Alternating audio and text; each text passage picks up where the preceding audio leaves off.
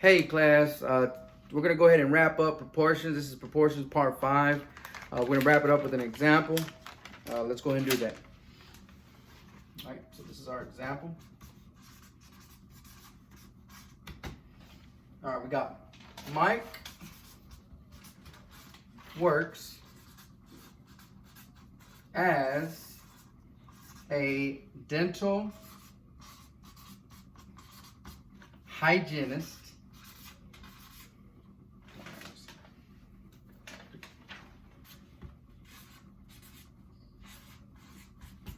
Mike works as a dental hygienist. Last week,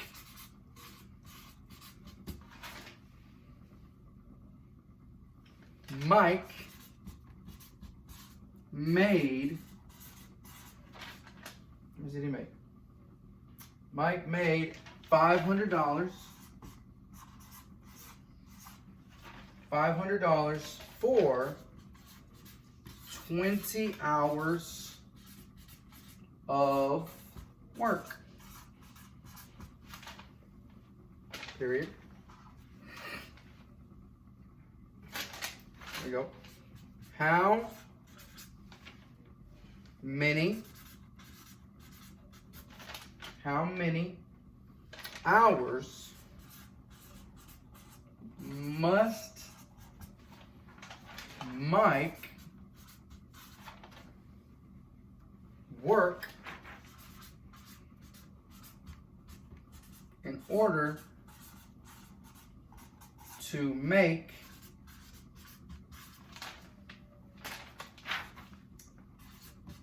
$700? That is our problem.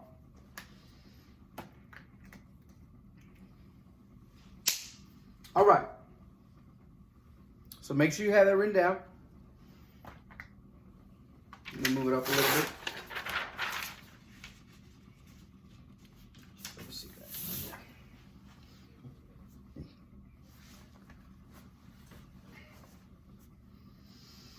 All right, let's set up our ratio in words. We've done a few of these already, so we want to go ahead and set up our ratio in words. What two things are we comparing? That's what we got to understand. What two things are we comparing? Well, let's read the second sentence. We don't really got to necessarily. Let's do cubes, right? We got to use our word problem strategy. So we got to read it one more time. Mike works as a dental hygienist. Okay. Last week, Mike made $500 for 20 hours of work.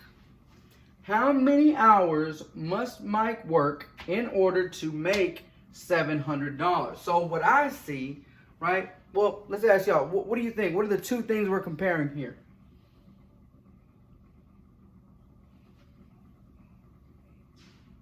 Money and hours, right? Money and hours, right? So that was circle. Oh, we also got to circle this one too, right? So we circled our numbers, 2,500 and 700. Next is underline our question. How many hours must Mike work in order to make $700? Right? That's our question. And we got to box keywords. Keywords. You know what? Hours is a keyword. We need that. We need to know that 20 represents hours. Also, we need to know how many what? What's the question asking for? It is asking for hours. So we need to know that as well. Plus, we need to know these money symbols represent money. So let's set up our ratio in words. Our ratio in words is, we could say money over hours. Money over hours. Okay? Money over hours. Now, remember what I told you. What you do is you grab this and you copy and paste it on the other side in order to create your what?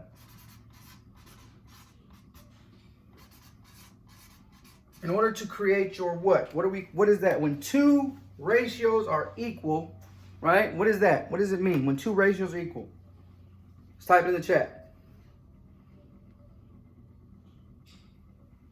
A proportion, right? A proportion. Okay, so again, When two ratios, two comparisons are equal, that means this is a proportion, and that's our proportion in words. Now we can substitute. Now the left side is what we know. The right side is what we're trying to figure out. So let's do that. So I'm going to write it over here, actually. So what money do we know from the beginning? What do they tell us? Mike made what?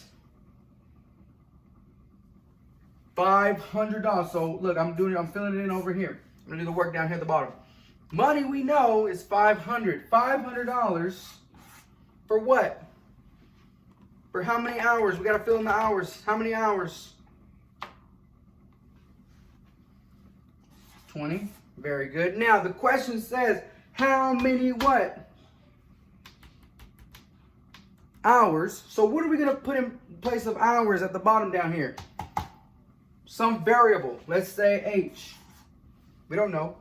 And then for H number of hours, which we're trying to figure out, he made how much money? 700. All right. Now all we got to do now is solve the proportion, like from part 2. Let's go ahead and do that. We're going to do the variable first. 500 times H, we get 500H. 20 times 700. Now this is the old mental math trick. 2 times 7, we get 14. How many zeros? 1, 2, 3. What's happening between the 500 and the H with this dot? What does that dot mean? Because we have a one-step equation. What does that dot mean? Multiplication. What's the opposite of multiplication? Division. We're going to divide both sides by 500. 500 divided by 500. 1. We're left with H equals, cross out these zeros in the back. Now, we got to figure out what's 140 divided by 5. We're going to do that over here to the side. 140 is getting rained on. Where does it want to go? 140 is getting rained on. Where does it want to go? Inside. 5 on the out. Remember, because there's only 5 in the denominator because those zeros in the back canceled. Right? Those zeros in the back canceled. So we're left with 140 divided by 5. 5 goes into 14. 2 times 5 times 2, we get 10. 14 minus 10, we get 4. Bring down a 0. 5 into 40, 8. 5 times 8, 40. 40 minus 40, we get 0. So we got 28 as our answer. And that's 28 what? 28 what? Hours.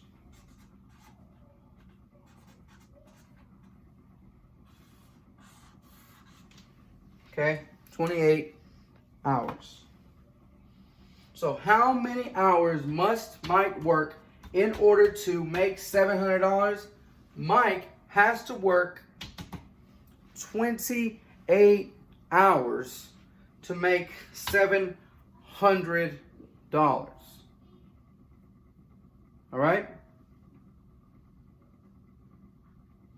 All right, that wraps up proportions, part 5. Thanks for watching.